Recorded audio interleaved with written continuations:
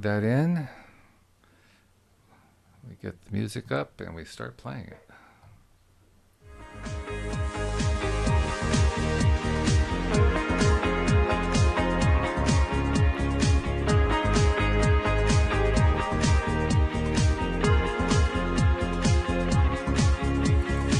Welcome to LOA Today. I'm Walt Thiessen here with Astrid Kaufman and Louis D'Souza. Today is Monday, November the 18th, 2019.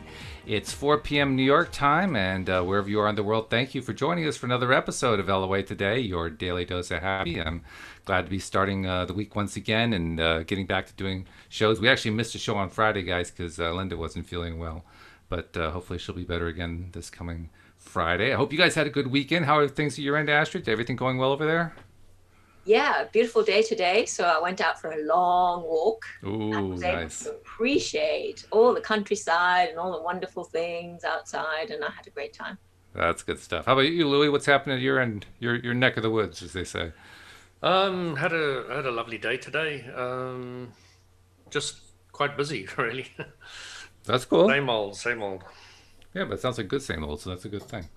So anyway, I had a topic in mind for today, and it stemmed actually from when Astrid first came on and asked me how I was doing, and I said, well, interesting, and then followed up with that actually ties into the topic I had in mind, because one of the challenges everybody has at one time or another is staying in a high vibrational space. So I figured, why don't we talk about some strategies for staying in a high vibrational space? I'm sure that listeners will appreciate that. I'm sure that I'll appreciate that. That's one reason why I come up with these topics, because I know I will definitely benefit from them. And I suspect between the three of us, we can probably come up with quite a few different options. I'm going to point to a rather obvious one just to get the whole thing started, because in Esther and Jerry Hicks's book, Abraham Hicks's book, Asking It is Given, at the back, there are 22 different processes you can follow for raising your vibration, for getting yourself into a better feeling place, no matter where you are on that 22-point scale of theirs. And I can't say I use it often, but I have used it in the past, and I've used various practices in there, and they're good. I mean, actually, the hardest part for me, and Louis, I'll be curious to know what your take is, because I have a feeling you kind of go a different route. But for me, the hardest part with even trying to do these things was understanding how they're organized, because actually not only do they give you different processes, but they give them to you with indications as to when you should use them relative to how you're feeling at a given point in time. So if you're feeling depressed, you don't want to use one of the earlier ones in the list, and if you're feeling really great, you don't want to use one of the later ones in the list, because you're going to miss the boat.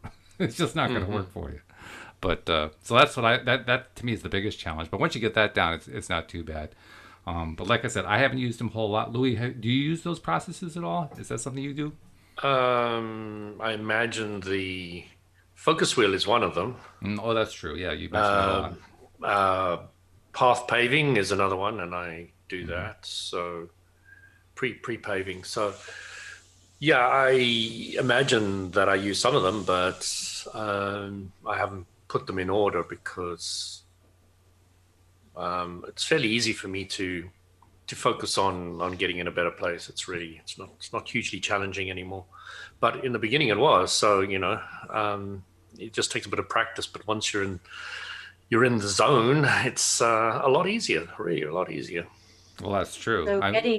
So getting in the zone is what we're talking about here. Mm. And a lot of what Abraham talks about is how to get in the zone, and to do it relatively easily when you're in a space where it can be quite challenging to still the mind and get off the subject. And that's one of the things, is to get off the subject. Yes, right. Yeah, especially if the subject is not working in your favor. Yeah. And actually, I was listening to something on YouTube that where Abraham talks about getting off the subject. But when life is coming at you, because if we were all monks and we were living in a sort of peaceful space, it would be a lot easier to increase our vibration and not really be challenged every time we walk out the door. Yes, true.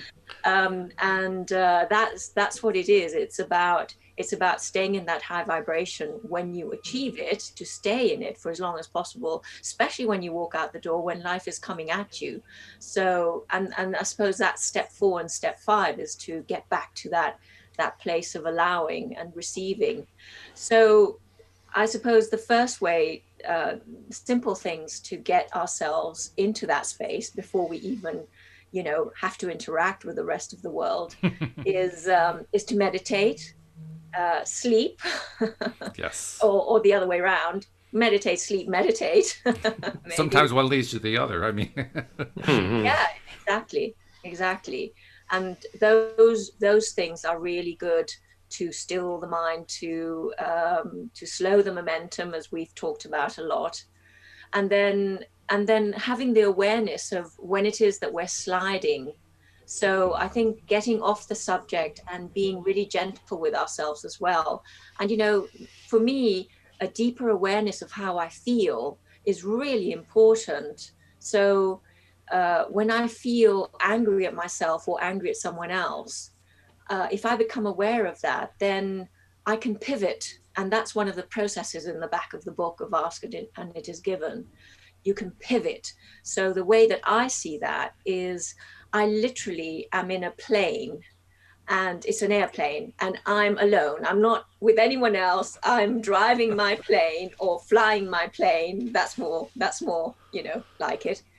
And I'm flying my plane, and something's coming at me, and it's a big black cloud. Sorry, it's a big black cloud on the right hand side. I don't know why it's always the right hand side, but it is for me.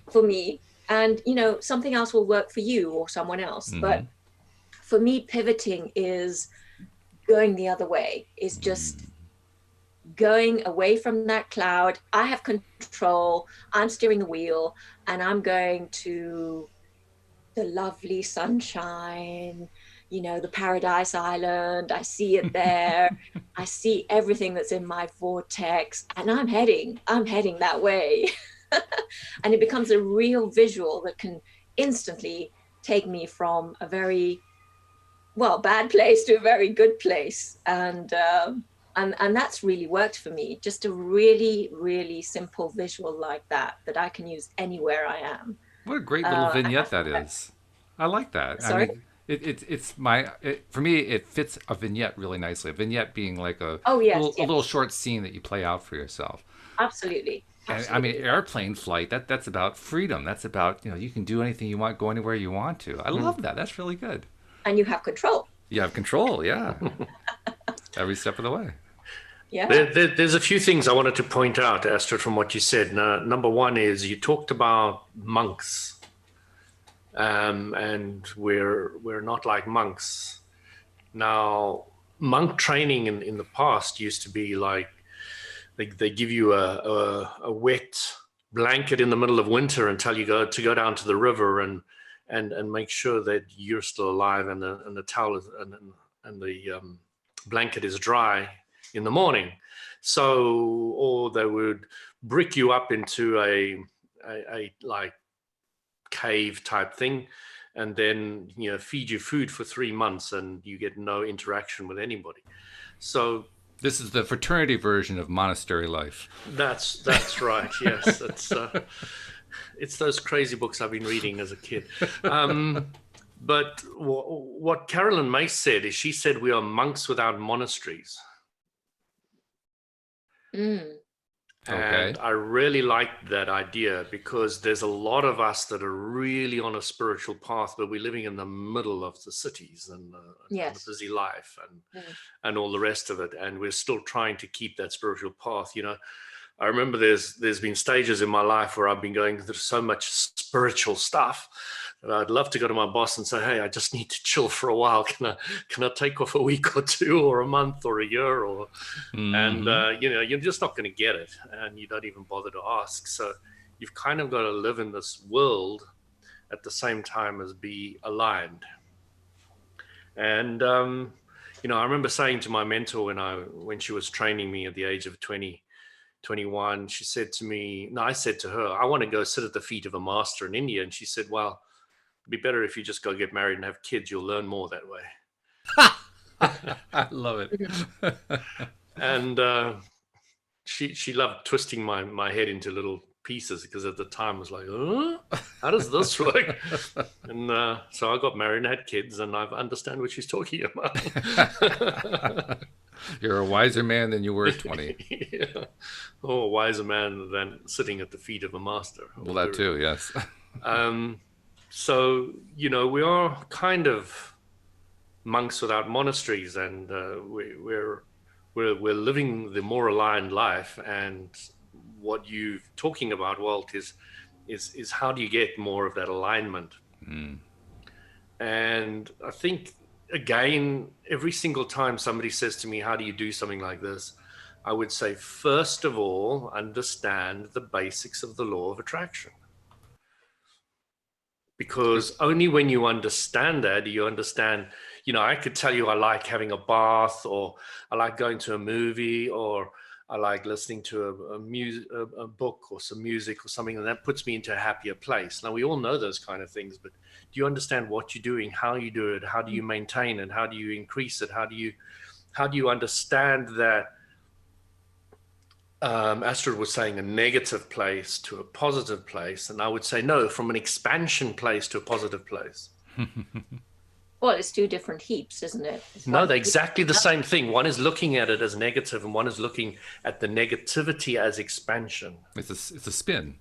It's a spin, but it's a very valid spin. It's a spin that can spin you far farther and fling you far better in the right direction.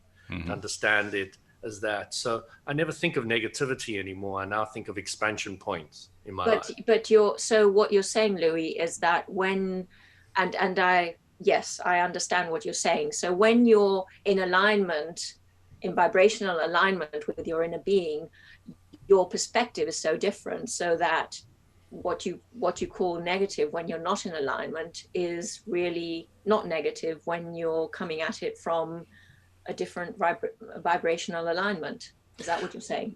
What I'm saying is that what I used to call negative, even when I'm in the dump, okay, I don't call it a negative, I don't call it a dump, I just call it an expansion point. Because when I'm looking at the word expansion point, I can now see that I can expand out of it. But when I'm looking at it as negativity, I'm looking at it as something that'll possibly go on forever or long time. So, whenever I'm hitting the funk or the gunk, what do they call it? A guy funk? The gunk. No, I don't know. There is a word for it. So when you're in one of those places, then you're not thinking of it as negative anymore. You're now thinking of it as, I now know what I don't want, what do I want, and let me spend some more time focusing on it. So you shorten the time frame. I'm not saying I don't get negative. I'm not saying I don't get frustrated or angry. I'm not saying any of that. I'm saying that when I do it, I'm now looking for, I know what I don't like. What do I do like? And I might not be able to go there quickly, but I'm not looking at it as negativity anymore. So that has been completely removed and replaced with a clear understanding that I am focusing on expansion points. And it really has served me extremely well. And I can't believe how I used to think of it as negativity, because I see how much more beneficial seeing it as an expansion point is. So it just makes a huge difference. So is that when you are in a space when you are sort of contrast is happening and you are asking, and that creates an expansion point? Is that what you're talking about? Yes. So what I'm saying is, I'm getting frustrated or angry. I now don't see it as a negative emotion, and that still happens to me quite often. I'm not seeing it as negative emotion. I'm immediately thinking, what are the thoughts that I'm angry about? Oh, I'm frustrated that my daughter didn't do the dishwasher or something. So wouldn't it be nice if she did the dishwasher more often? Oh, that does feel so much better in my mind. Let me focus a little more on that. So it's all about taking the pivot that you were talking about, Astrid, and moving towards it, but not looking at it as negativity anymore, just looking at it as an expansion point to pivot. That's a good point. That's a really good point. So so is that step 5 then? Is that step 4 or 5 where you're narrowing the time when, first of all, you're very aware of you identify how you feel, so that's a really important step, and then you change your thoughts about it. So is that right? So So are step you with 3 is lowering resistance. yes. Okay. Step 4 is doing lowering resistance again and again and again and again. Yes. And step 5 is Getting much quicker. is shortening, or is realizing that you're in the negative as soon as you get there and turning it around and pivoting. So yeah, it's probably more step 5 than anything else. Yeah. Now, when we talk What is about important? pivoting, one of the things that often will come up, particularly for somebody early on in their practice of pivoting, is it gets expressed a lot of different ways, but I think what it usually adds up to is I have trouble when I'm pivoting coming up with what it is I really want in a way that I can verbalize formally. And instead, what I tend to do is I'll tend to say, I don't want the thing that I don't want, which Yeah, is the yeah. way most people tend to go. Which is completely disadvantageous. Right, exactly. You're I just going know to get what more I of it try that not to way, say. and it is of no value to you whatsoever. So, even if you need to write down on a piece of paper, I am angry about this, and then you write on the other side of the paper, wouldn't it be nice if that, because you can see the contrast of it. You might have to go to that length of breaking it down, but most of the time I do it mentally. I hate writing things down. I'm just not one of those people. I remember when I used to go to seminars, they used to say to me often, you've got to write down, and people have got to see you writing down, and I was like, no, I'm not going to do that. I'm not going to write down because I'm never going to read my notes, and I'm not that kind of guy. So everybody's different. Everybody learns differently, and it's really important, I think, to appreciate the differences in anybody's learning abilities and the way they learn.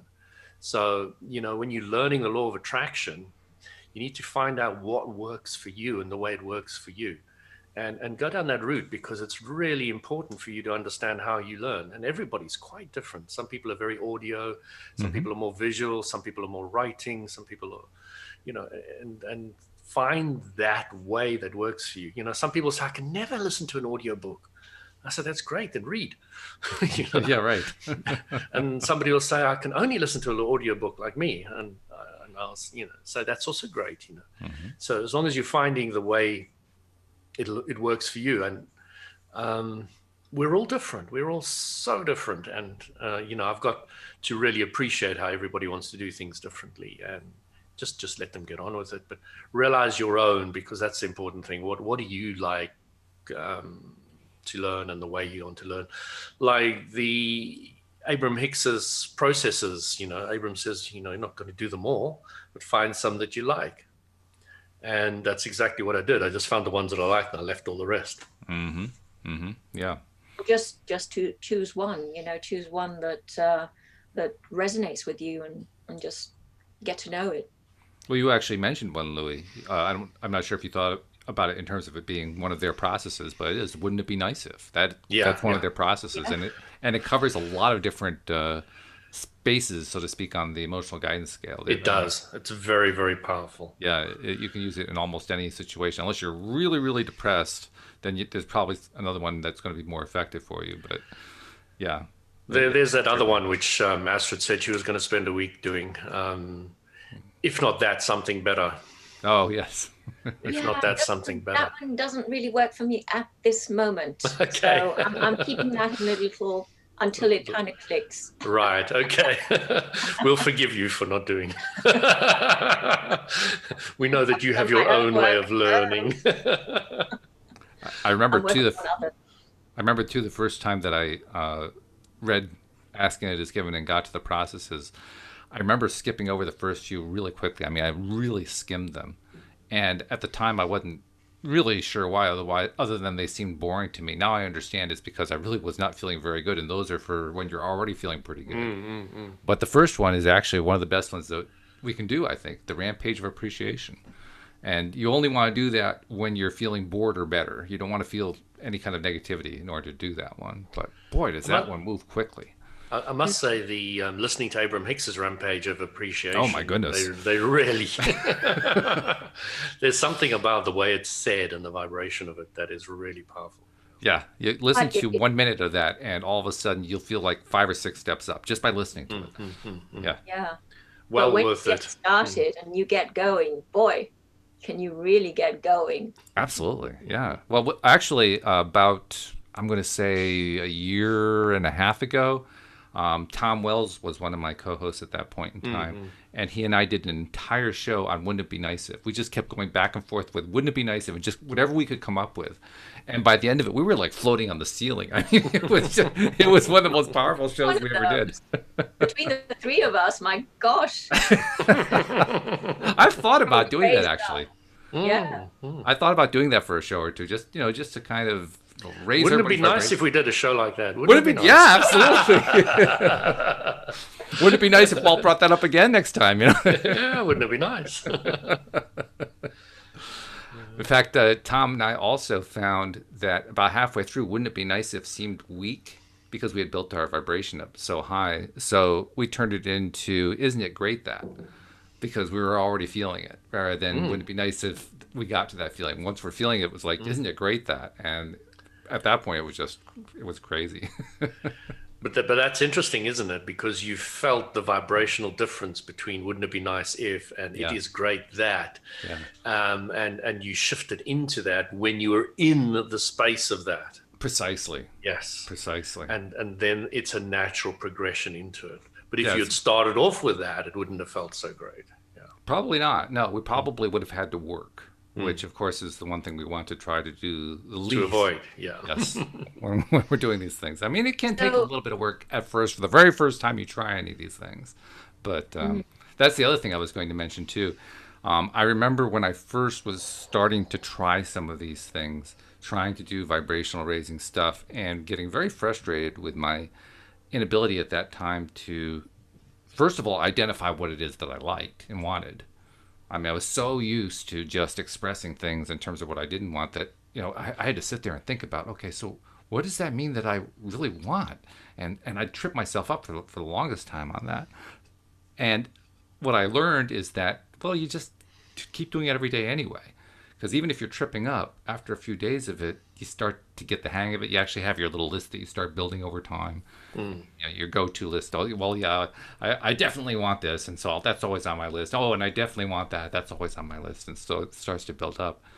But just staying with it is very effective for building it up. But wouldn't it be nice is also heading towards what it is I want. Isn't it? Yeah. So that's why it's so effective, because fundamentally, Louis, you were talking about knowing the basic principles of the law of attraction, which is know if you know what you don't want, you have a better idea what you do want. Exactly. I didn't even want to say it. but know but what Walt, you want rather than what you don't want. Well, do you know why I think we struggle so much with finding out what we want? Is because we're so used to the huge variety of negatives. Oh, no doubt. That we're not used to the small selection of positives that we actually have. I would, well, it's an interesting question there. I mean, there's a huge selection of positives if that's how we choose to look at the world. But if you say cancer, what is the positive for that? It's wellness. If you look at all the ailments, you're looking at wellness. So you're looking at one thing versus a million things. That's the way it can seem when especially when you're in that negative place. Yes. And it can be difficult to realize that it's that simple, guys. It's just wellness. It's just happiness. And that's all we're looking for. But it seems too simple for us because we're so used to this variety of masses of negative things that, it's really that simple. It is my gosh, simple. That's very It truly true. I is. mean, we talk about harmony, and yet there's a medical dictionary that, that shows you a whole million lots of disharmonies, and they have Yeah. to name them all. So yes, in that respect, yes. Very I true. think we're very, it's very disconcerting in the beginning, I found, to say, Yeah. oh my gosh, it's really that simple. It's so clear, so simple, so small, so precious, so loving, so nice. And then you got this meridian of massive other things on the other side, and you're like, can it really be that simple? For me, it actually went a little bit further. For me, it went to, well, no, that can't be right. Yeah, I can believe that. It was just, no, that's too simplistic. That, I mean, you know, we would have figured that one out decades ago. Yeah, no. I mean, when you start understanding the law of attraction, it kind of eliminates the entire medical profession to a huge degree. I mean, to like 90% of us, it's just gone. Well, actually, that's something I was opining on toward the end of last week. I was suggesting the idea that I would love to see people who are in the medical profession, medical researchers, doctors, nurses, alternative practitioners. I'd like to see everybody in that general broad field doing more research associated with defining and describing and learning what health is, because everything is defined, and we just said this pretty clearly. Everything is defined in terms of diseases, like you said, Asher. They have entire books full of names of diseases. They not just names; they've got categories. They've got they've got databases. They've got charts showing you all how all these databases of information all interlink together to explain these disease structures. But they have very little to describe and define health. And I just Well, the have this thing, feeling, if we spent more time, if we as a species, we, or maybe the broader we of the medical field as a whole, spent more time focusing on trying to define and describe and research what health was, I just have this feeling it would produce some amazing step forward. well, Amazing steps forward. the thing is, in our Western medicine, as opposed to Eastern medicine, what's become what's become the case in Western medicine is that it's become very specialized. Mm-hmm. So, if you've got a pain in your big toe, you go to a specialist of the big toe. It's not even the foot, Mm-hmm. because a specialist of the rest of the foot won't have specialized in a pain in the big toe. It's that in a way ridiculous. So if you don't look at the body as a whole, then how can you look at health? Because health is a holistic thing that we are, as a whole, not just health of our toe, but the health of our toe might be, our healthy toe might be due to our brain being healthy. When we look at energy, it's energy functions go through the rest of the body, and therefore if you clear something far away from the toe, as in Eastern medicine, for instance, or acupuncture, or whatever, what we do, Jinshinjutsu, then you clear the pain in the big toe by clearing something in the head. It's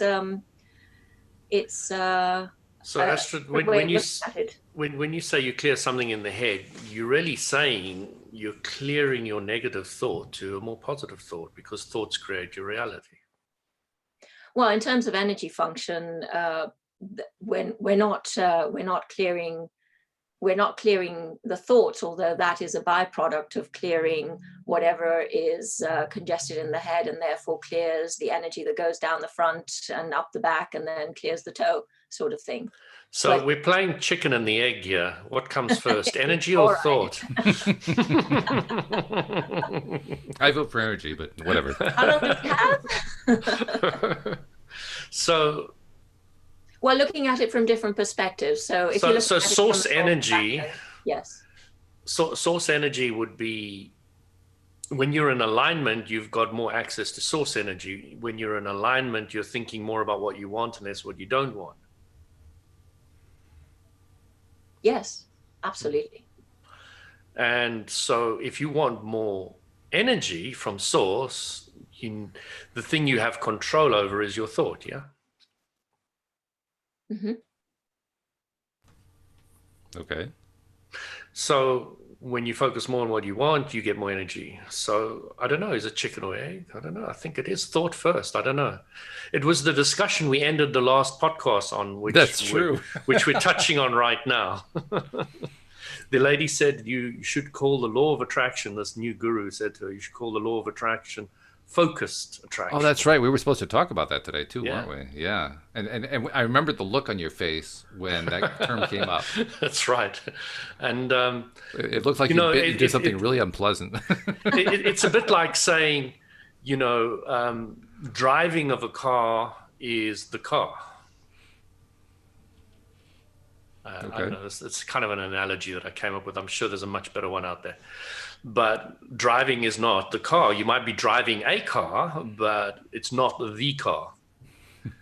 That's right. So, saying using focus is the mechanism to help get the law of attraction to work, but it's not the law of attraction. The law of attraction is a universal force that amplifies thought. It is not focus itself. Yes. Yeah. So you That's can't true. really call. It's a mechanism. It's a tool. It's a Yeah, tool to get you it's a tool. to be in vibrational alignment with your inner being by knowing what it is you do want, and therefore focusing on that. So Yeah. yeah, yeah. Interesting. I don't know where else to go with that, so I'm going to leave that one alone. The more technical aspects of the law of attraction. Yes, right. What I will say, though, is that getting back to the health topic for a moment, I have to give some credit to Western medicine in general because it is it is making a lot of progress. Perhaps not as much as many of us would like it to, but just to give you an example, I went last week because my left ear has been kind of clogged for the longest time, so I went to an ear doctor to have him clean out my ears, and which he did in about 5 minutes time, which was the fastest that's ever been done before. I was amazed. But even more amazing was afterward, he got the wax out of the left ear, and all of a sudden, oh my God, I can hear again, which was really great. But then he said something really, really kind of funny, but kind of touching on what we're talking about here. He asked, had I ever had this done before? I said, yeah, it was about 21 years ago after an auto accident. And everything was fine till about 3 or 4 years ago. He says, oh, so good. So I'll see you again in 17 years.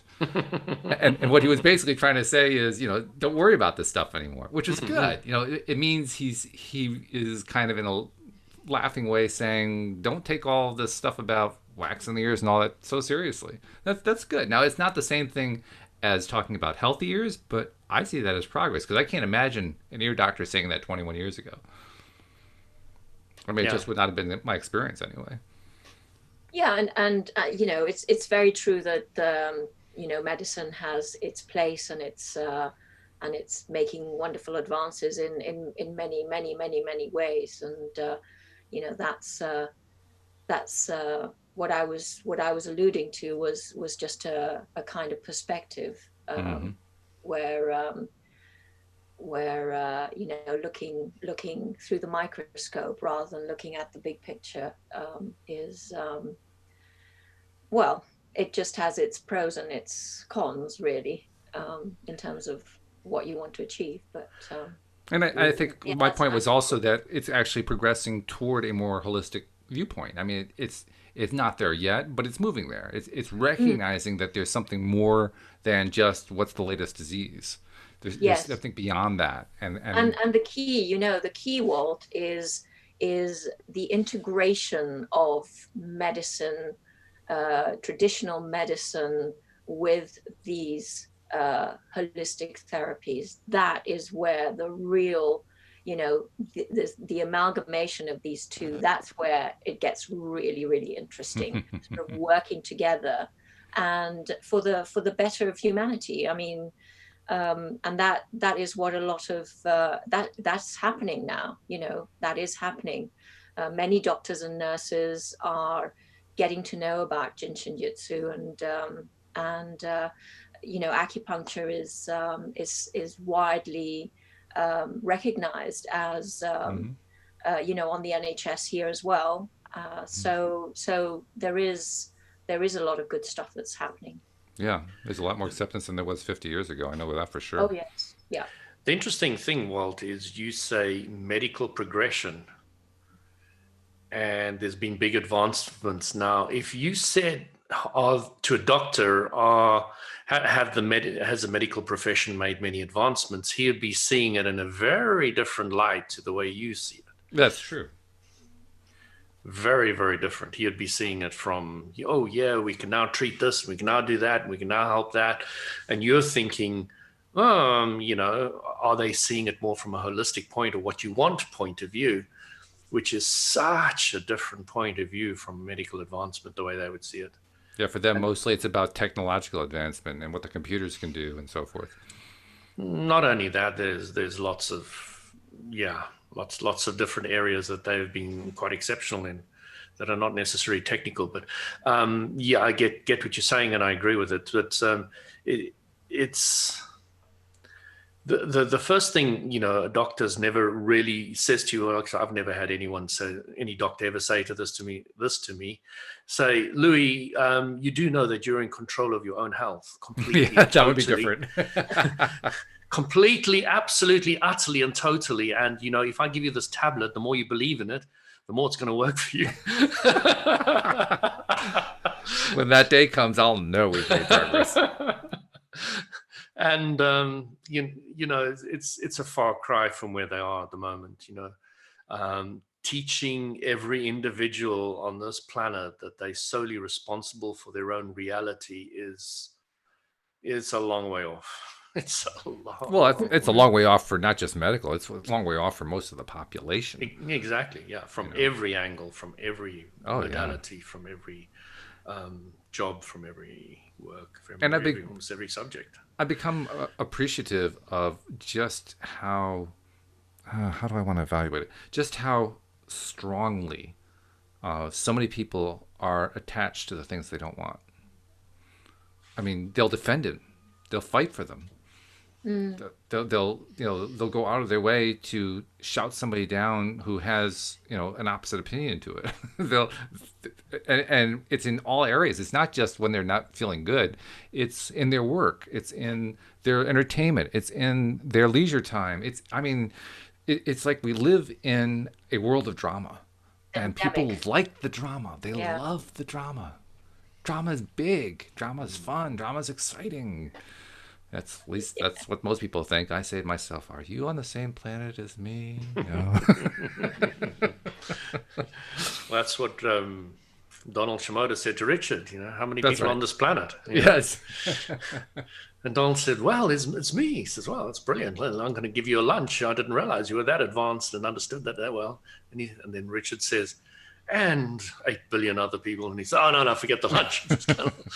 But yeah, it's difficult to understand that we create our own world. And, when you look at other people and you say, are you on the same planet as me? The answer is really they're not. They're on their own planet. And, you get to appreciate that everybody's playing their own contrast. And they're having when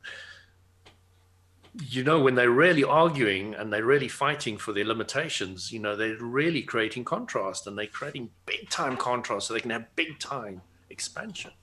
So it's actually very perfect. And you get to the stage of really appreciating that. And that's what I'm loving at the moment. I'm like, wow, that's a really interesting game you're playing this lifetime. That's really interesting. That's quite a big one to comprehend, actually, what you've just said, Louis. It is. By the way, for people who are wondering what he's referring to, he's referring to the book Illusions by Richard Bach, which came out in the 1970s. If you're wondering what the illusion was, it's actually illusions. Yeah. Astrid was talking about something slightly different. Yeah, it was the last thing that you commented on. That everyone is creating their own reality, and that it's big expansion within the contrast, and it's a difficult concept, I think, to get your head around. Well, it takes practice, takes time, and takes getting rid of that annoying sound. Where is that coming from? I don't know. It's from you, Walt. I can hear. One ear, other ear. It's cool, though. I don't know what that was, but but it's just a bit of contrast. it's a bit of contrast. Well, we have a lot of history on this show with lots and lots of contrasting energy doing its energetic things. So that may be another example of it. Yeah, but I'm not sure what that is. So I was listening to Abraham talking about how many of us, most of us, 95% of us, if not all of us, we get into these situations where we react.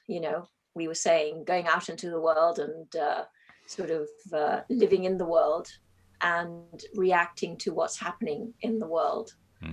So, and I suppose that's, how do we first of all stop reacting and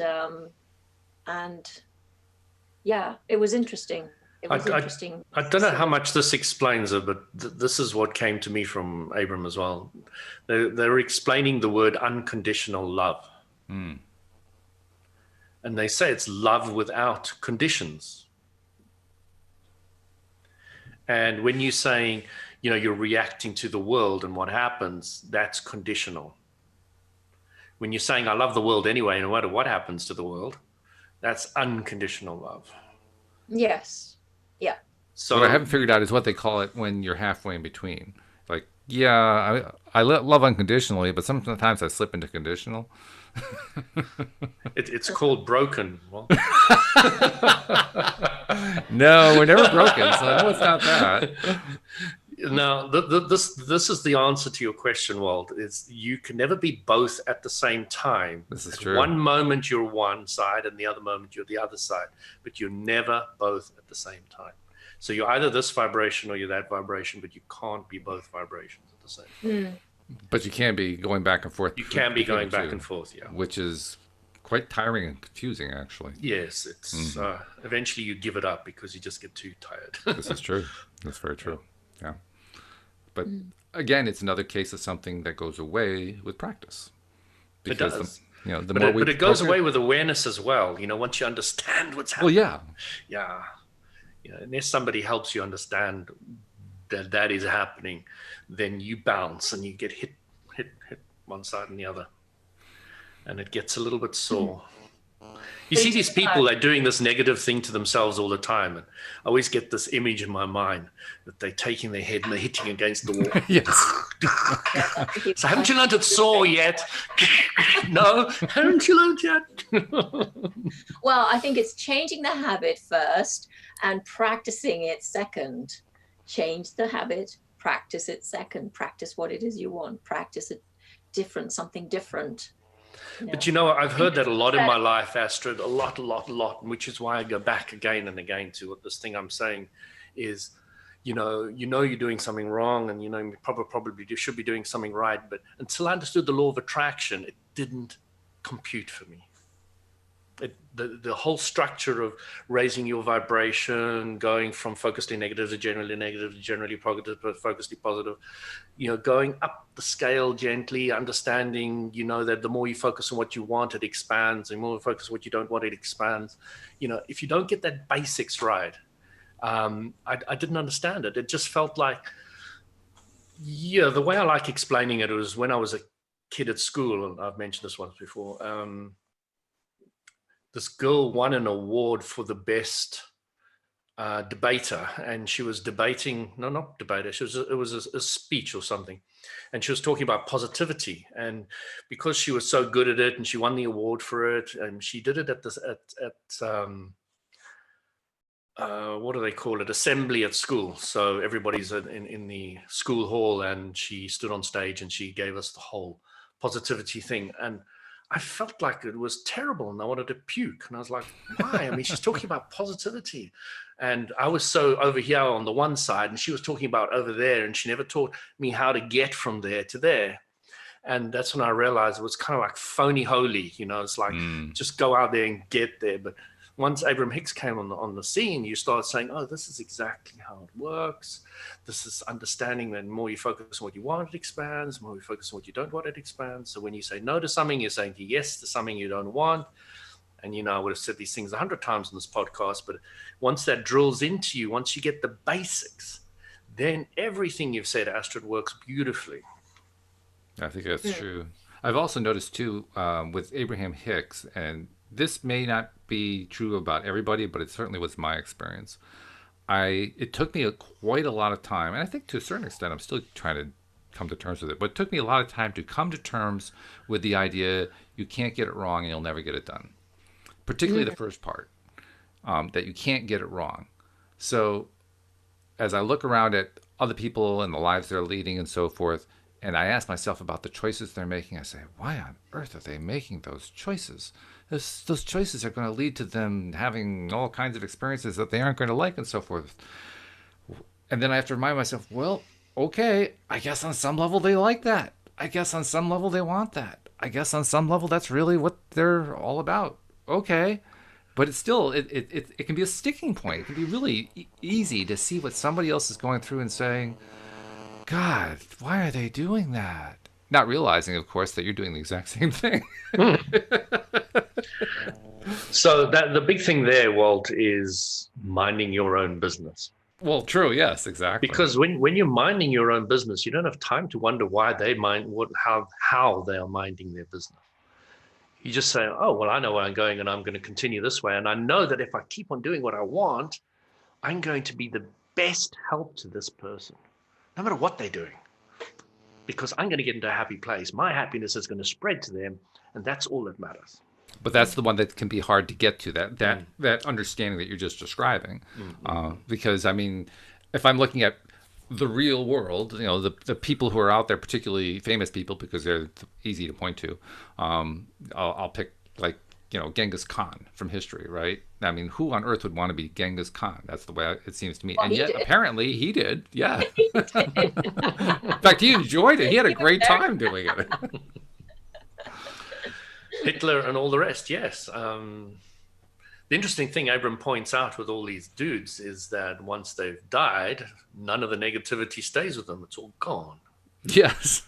There's no hell. There's none of this. So it was really interesting once I learned all that. I can't remember who said it to me, but somebody had some sort of psychic reading or psychic connection or something, and they said that they asked and learned that on the other side, on the non-physical side, an extensive search had been done for the energy of Hitler, and nobody could find it.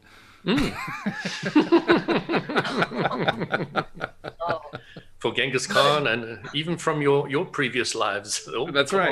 Yeah. That just wasn't there. Well, you would find it there, but you would only find the positive aspects. Which means you probably wouldn't which nobody it. would to be looking for. So that's right. You wouldn't know them if you saw them. How to hide in plain sight. Yeah. It's really cool. It's true, though. And it's hard sometimes to remember that we do live in a world of contrast, and that world of contrast is perfectly fine. But when I remind myself of that, it does have a calming effect. And the more often that I remind myself of that, the more it does have a calming effect. And then I twist it and flip it around to, instead of you can't get it wrong, I turn it around to I always get it right.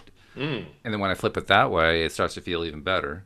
And then after a while, like you said, well, like you alluded to a moment ago, it then gets to the point where I don't even care about what these other people are doing. It doesn't make any difference anymore, because now I'm feeling really, really good. Yeah. And the interesting thing is when you're feeling really, really good, guess who you're going to bring towards you? Yes. Those people are feeling good, and you won't even see that stuff anymore. It'll all vanish. Right. Yep. And then you'll think the world's changed. It's a much better place. You've changed. You've changed, and you're a much better place because you live in your world. And it was always thus so. It was exactly. Yeah. But that is really exciting, isn't it? It is. It's so empowering. Yeah. I mean, come on, let's do a bit of a rampage about that. It's so empowering. It's so exciting. It's so... Well, it's releasing is what it is. And we were talking about the importance of relieving and releasing. That's what that does for me. It gives me a tremendous sense of release and relief. So you just feel like your body is just, relaxing. And you're not holding on to anything. And it allows you to dream again. It allows you to start visualizing what you want. It starts helping you believe that you can actually achieve it, not by yourself, but with the law of attraction, amplifying your belief and your thoughts and your wants. and it just gets so much more exciting because you get a little bit more of what you want, and then you see that it works, and then you're using it more, and you get more and more, and there's a whole ripple effect, and it goes bigger and bigger and bigger, and you just get so excited you want to jump off your chair and shout. So the key there, Louis, is to focus on things that are working, and then amplify those things that are working in your life. So, okay, so let's, so if we said something really simple, what I'm breathing. Hey, I woke up and I'm still breathing. As my friend Joel Elston would say, my mission on life is not yet complete. No. He's read Illusions too. Yes. If you want to know if your mission on Earth is complete, if you're alive, it isn't. Okay, so I oversimplified it, but fundamentally, you know, it's accurate. Breathing is pretty fundamental and pretty good. It really pretty is profound, you know. Absolutely. I promise you, when you start doing breathing techniques and you start getting them right, you really feel good. I mean, they are very powerful. You're completely direct. Breathing properly is very good and very simple. And you know, in the meditations that that Abraham has given us, like the well-being and the physical meditation, and they you know, they do that weird breathing. Yeah. Well, it's not weird breathing. It's just breathe in for 3 and breathe out for 5. Breathe in for 3 and breathe out for 5. And that is kind of the, you know, the deep breathing that gets you into a rhythm. I remember somebody asked Abram, well, why did you make it 3 and 5? And Abram says, well, just because you're not used to it. It gives you something else to focus on so that you're not focusing on what you don't want. And I was like, that's so simple. Because it really does take you a while to get used to that and that little meditation. It's like, how does it go? Am I doing it right? Yes. Actually, you know what my experience with that was? It was, why do I have to do 3 and 5? This is so exhausting. I'm just going to go back to breathing. I mean, I can't do this anymore. I've done a lot of different breathing techniques in my life, and you start getting used to playing with the different ones. There's a little app that you can download for free, and it allows you to set how many seconds you're not breathing, how many you breathe in for, how many you hold for, and how many you breathe out for, and then it starts again. And some of them are done very well, beautifully done, with meditation bowls and all other things. And Insight Timer, if anybody's looking for a great app, I'm on Insight Timer, and it's got all the people around the world meditating. So you can literally see where in the world and who's meditating with you at this precise moment in time. And then they've got walk through or talk through meditations and all the rest of it, which you can listen to for free. It's a great app. I really admire it. It also can just be used simply to help with the meditation, with the different gongs, with the different bells and the different breathing and all the other things that you want to do. So yeah, it's really cool. I'd highly recommend it. And it's how I've met quite a few people already. It's a really nice app. Through an app. Wow. Okay. All right. Insight Timer. Okay. Well, thank you for the recommendation. Since we're going to do breathing recommendations, I'll tell you what my approach is. I tried a number of these different things that they teach, and they all drove me nuts. And I decided I didn't want to do any of them. So I boiled it down to one simple thing. I've learned to notice when it is I'm breathing shallow. And when I do, I take a deep breath. And cool. That's my entire technique. Cool. That's pretty good, Walt. That's work. Simplicity itself. Oh, I'm breathing shallow. Time to take a breath. Yes. Nothing better than that. If you identify that, then that is really good, because that's half the battle. It is, yeah. Yeah. And amazingly, you really, no matter what your situation is, you calm down. It does calm you down, yeah. Very quickly. Yeah. Doesn't matter what you're dealing with. So. Well, I can't believe our hour is over already. So I'm blown me away. I know. We fly through them. We really do. And I don't know what it is about Mondays, but Mondays I always forget to do the promotional messages until the end. But, you know, we're true to form. So here we are at the end, and I'll do the promotional messages. One of these days I'm going to remember to do them earlier in the show like I do on Fridays and Wednesdays and so forth. But basically it's very simple. The same message we do every single time that we do them. If you're not yet a subscriber, we want you to become one. And people are following my request. I'm really very grateful to those who are recent subscribers, because you listened. You said, yes, I'm going to become a subscriber. But for those who have not yet made that decision to take the plunge, feel free because it's free. It doesn't cost you anything. And you get 5 good shows a week, all of them a little bit different, all of them on different topics, different co-hosts, different conversations, different levels of comedy, different levels of insights. I mean, it's always good every single time. And very simple to do. Just go to the homepage of our website, loatoday.net, and right at the top of the page, it will give you instructions on exactly what you do. In most cases, it's one click, I'm finding out. I've done a good enough job of setting that up at the top of the page that people are mostly doing it in one click. I do know there are times when it takes 2 clicks. Sometimes you have to do a George Jetson and do 3 clicks, and that's your really tough work day. But for most people, it's 1 click, and then all of our shows are coming streaming right to your phone automatically every single day that we do them. And by the way, also check us out on YouTube, because when we record these shows, we live stream to YouTube. And if you subscribe there and click the little bell next to the subscription button, you'll be notified every single time that we put out a new show. And you can even follow us live. You can join us for a live stream. We've been kind of quiet on the live stream audience, although Jenny joined in and said, thanks for listening, and or thanks for doing it, guys, but I got to run. So, you can do a drop by like she does, that's okay. But feel free to find us on YouTube, and you can even see what we look like too, which in my case isn't always great, but Louis is gorgeous looking guy, so yeah. Why, thank you, Walt. My dad taught me when somebody compliments you, just say 2 words. Thank you.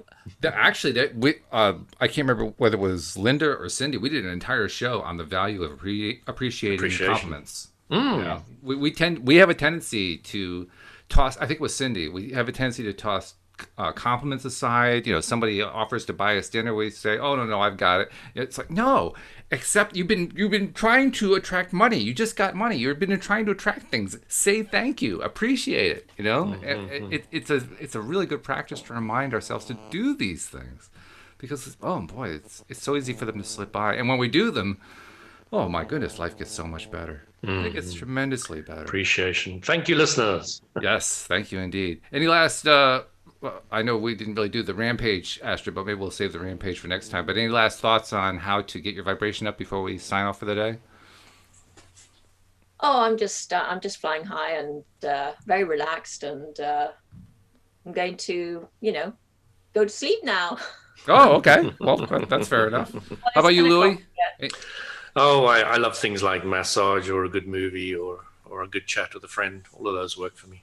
Yeah. Actually, anything that feels good will do it, when you really come down to it. So, all right, guys. Well, thank you very much. Thank you, live streamers. Thank you especially to our podcast listeners who are now approaching over 500 per episode. We appreciate you so much. We'll see you all next time here on LOA Today. Goodbye, everybody.